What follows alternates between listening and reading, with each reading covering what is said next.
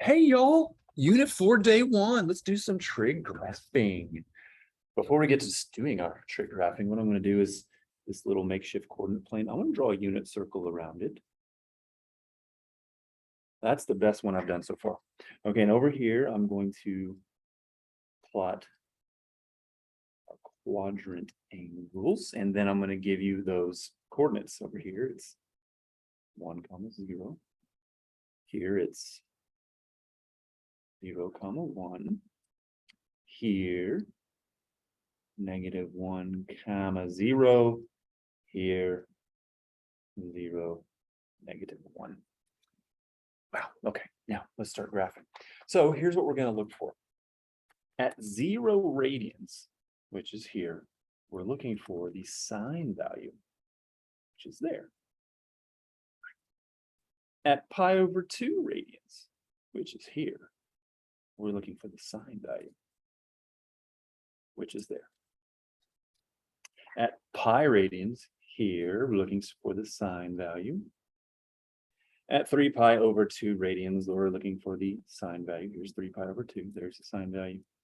And if we've gone all the way around the unit circle, we have completed 2 pi radians, and that is the sine value. Now, we've gone all the way around the unit circle, right? If we were to continue that path one more time, we would be repeating the cycle, meaning a sine parent function has a period of 2 pi. It takes 2 pi radians for it to complete one cycle and then repeat itself. Let's go ahead and plot these points. 0, 0 here. Pi/2, 1 there. Pi, 0 there. 3 pi/2, -1 here. 2 pi, 0 there. Notice the pattern. Middle, up, middle, down, middle. Middle, up, middle, down, middle. So we can follow that pattern. Fill out this negative space here. I'm going to start at the end. Middle, down, middle, up, middle, down, middle, up, middle. And now connect them. Now these are waves. Don't draw straight lines. If this were to continue forever, which it will, that means our domain is -infinity, +infinity. And if you'll notice, our range is going to be starting from the bottom. We're never going to go below -1 here, nor will we go higher than +1. So our range is -1, 1, but brackets because it includes both of those values. X-intercepts, you can either look at the graph or you can look at the chart. We are only going to list x-intercepts from 0 to 2 pi. So your x-intercepts as ordered pairs are 0, 0.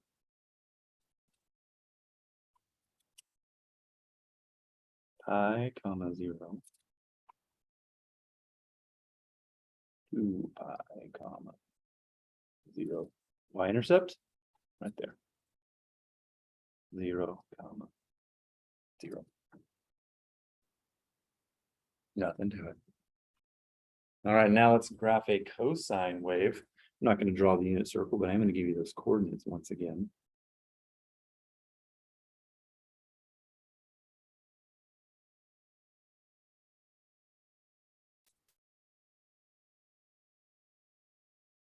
All right, so at 0 radians, what is cosine? Cosine is here. At pi/2 radians, what is cosine? Cosine is there. Pi radians, what is cosine? Oops, let's write pi. There's cosine. At 3 pi/2 radians, where is cosine? There. And if we go all the way around the unit circle, we will have achieved 2 pi radians, and cosine there is 1, meaning it takes one full rotation around the unit circle for this pattern to repeat. Therefore, the period is 2 pi. Let's plot.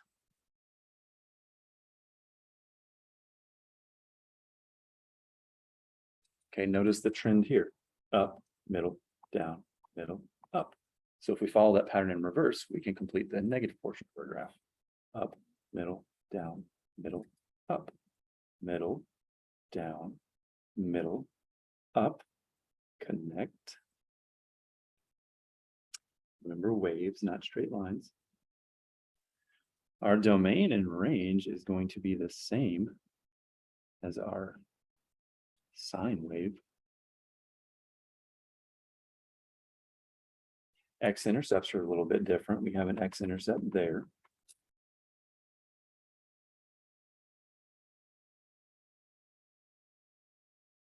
And we have an x-intercept there.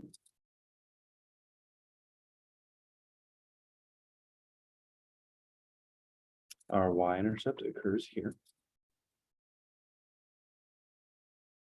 And we have now graphed the parent function, the cosine. And now let's graph a tangent wave. Now, instead of listing our cosine and sine values at the quadrant angles, I'm going to give you their tangency. Here at 0 radians, we have a tangency of 0. Here at pi over 2, undefined. Here at pi, 0. Here at 3 pi over 2, undefined. So at 0 radians, our tangency is 0. At pi over 2 radians, the tangency is undefined. Pi radians, tangency is 0. 3 pi over 2 radians, tangency is undefined. And at 2 pi radians, tangency is 0. Now, unlike the previous two, it only takes a period of pi for it to complete, or I'm sorry, for it to complete its cycle and then repeat itself once again. So notice the difference of the period between tangent versus sine and cosine. Domain range, well, hang on just a second. Let's plot this like we did the others and see what we're going to get. So 0, 0 here. Pi comma 0 here. 2 pi comma 0 here. We can kind of follow that pattern there and there. Well, what do we do for pi over 2 if it's undefined? We're going to draw a vertical asymptote. Same thing at 3 pi over 2. And their negative counterparts, negative pi over 2, negative 3 pi over 2. These tangent waves remind me of cubic functions. That's what they look like.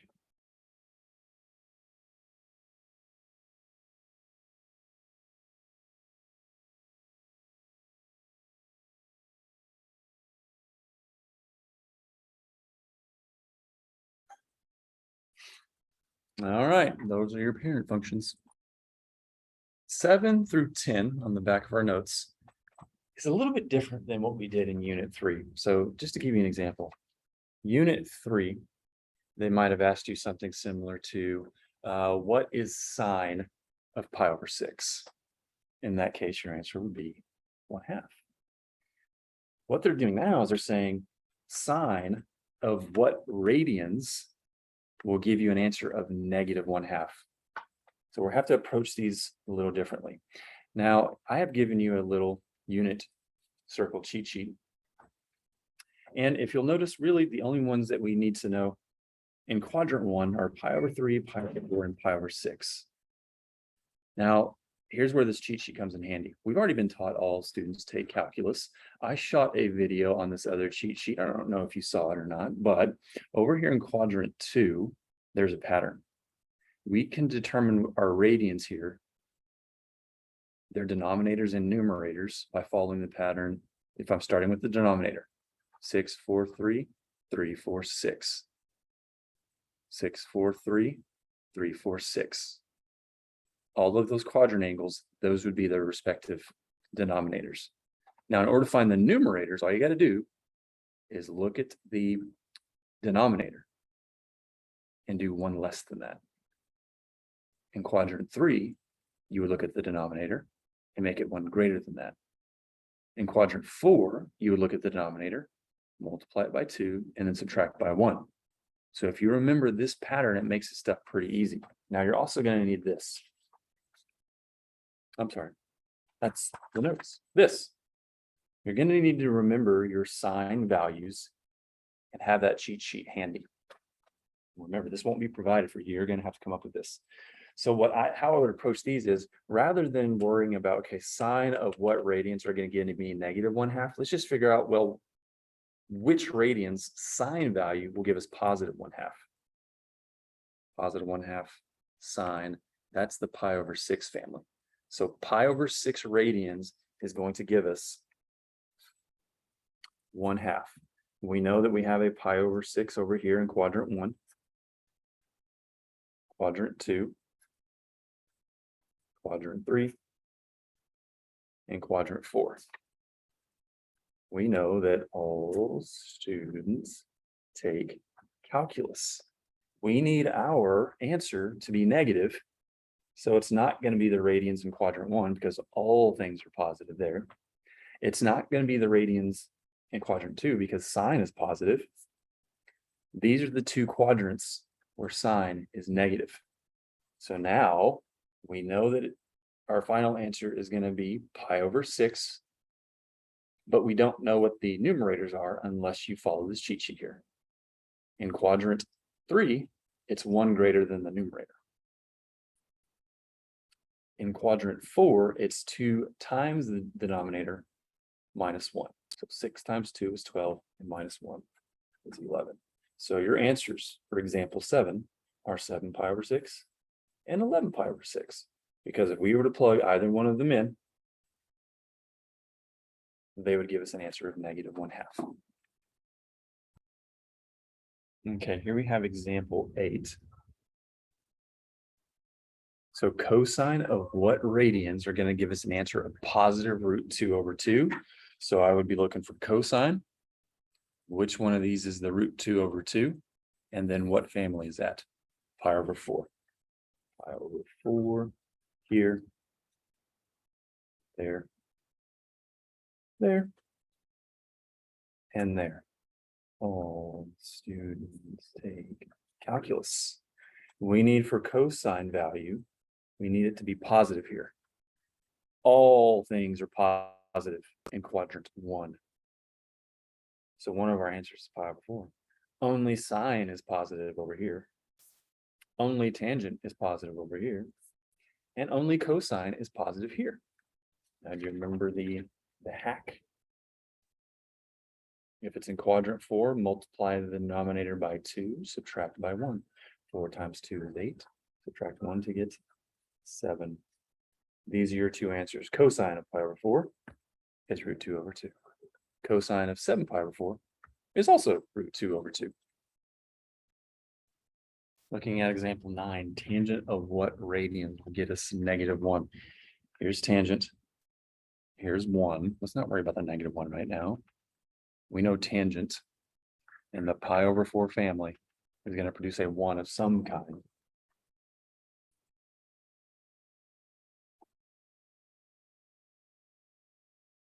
Pi over 4 family, so pi over 4 here, there, there, and there. Oh, students take calculus. We need for our tangent value to be negative. All things are positive in quadrant. Only sine is positive in quadrant 2.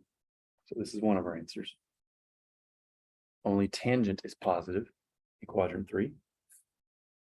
And only cosine is positive in quadrant 4. So here's another one of our answers.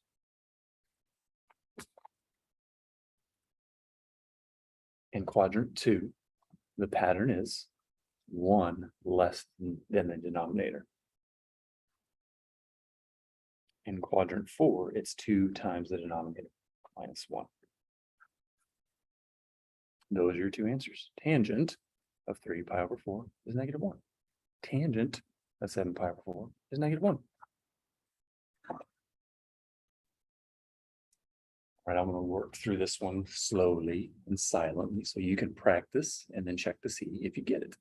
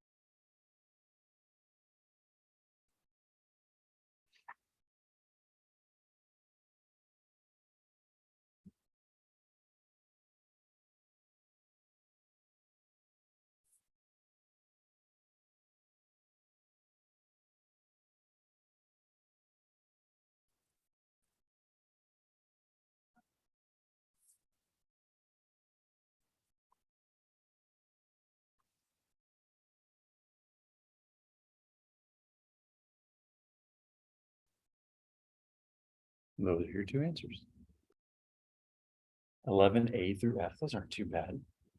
So for a, we have to locate the f function, which is here. That's sine of x. But instead of x, we're going to plug in a pi. And now we're back to doing what we did in unit 3.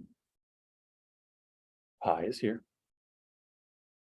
The coordinate for that quadrant angle is -1, 0, with the tangency of 0, cosine tangent. Therefore, sine of pi must be 0.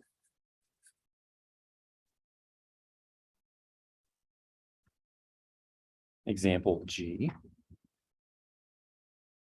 Well, I'm sorry, example B, but we need to locate the G function, which is here. Cosine of x, but instead of x, let's plug in a pi over 2. Pi over 2 is a quadrant angle.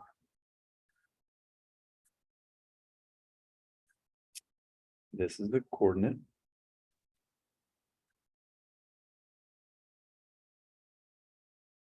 That's the tangency.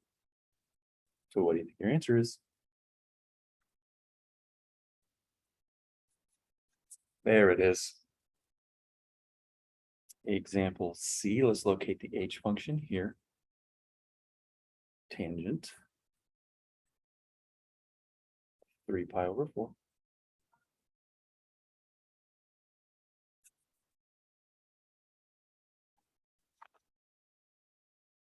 You can use your trig value cheat sheet to help with this one.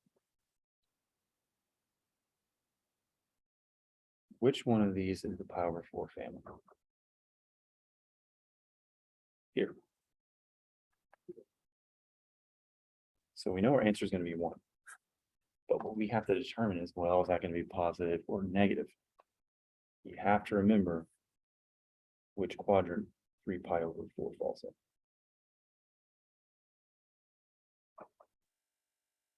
It falls in this quadrant where only sine is positive. So that would be your final answer. For example, D. Let's locate the f function first, which is there. Let's plug in a 2 pi. Let's locate the J function.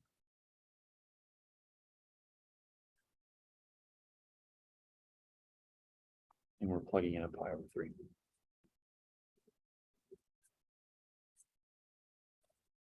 Okay, sine of 2 pi, that is a quadrant angle. That coordinate is 1, 0. There's the sine value. So sine of 2 pi plus secant of pi over 3. Here's the pi over 3 family. There's the secant value for a final answer of that. All right, let's locate, for example, E. Let's locate the G function first.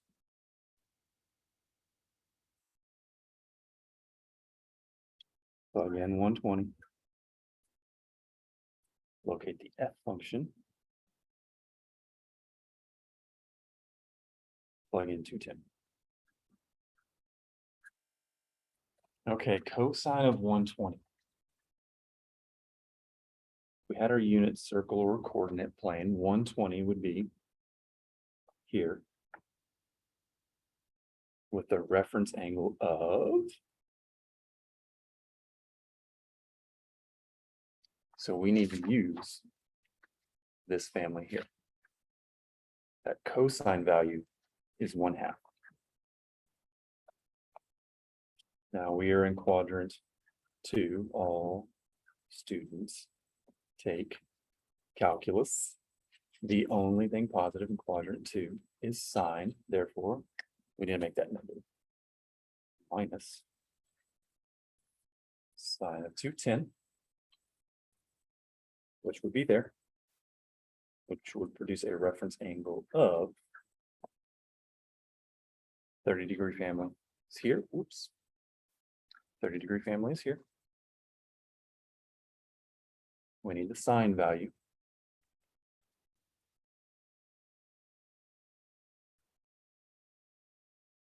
Oh, students take calculus. The only thing positive in quadrant 3 is tangent. So we need to make this negative. If we distribute the negative to the negative, that makes it positive. These cancel one another out. Okay, last one. Let's locate the J function.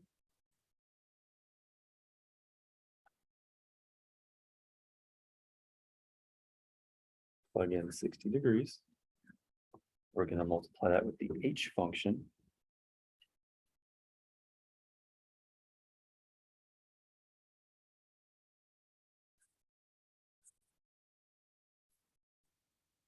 Over the G function.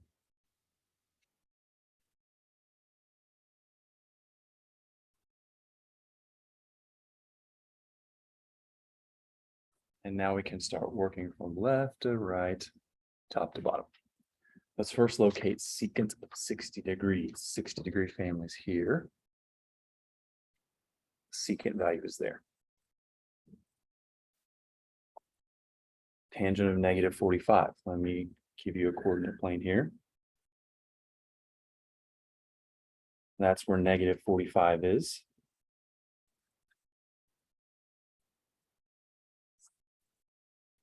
-45-degree family.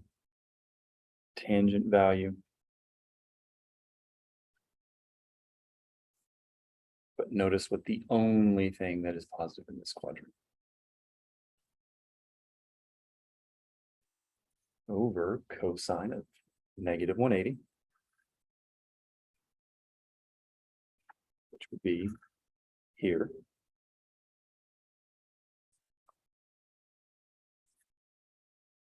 That's the coordinate of that quadrant angle. And that would be our answer for cosine of negative 180. And now we can simplify 2 times negative 1 over negative 1. See, it's easy.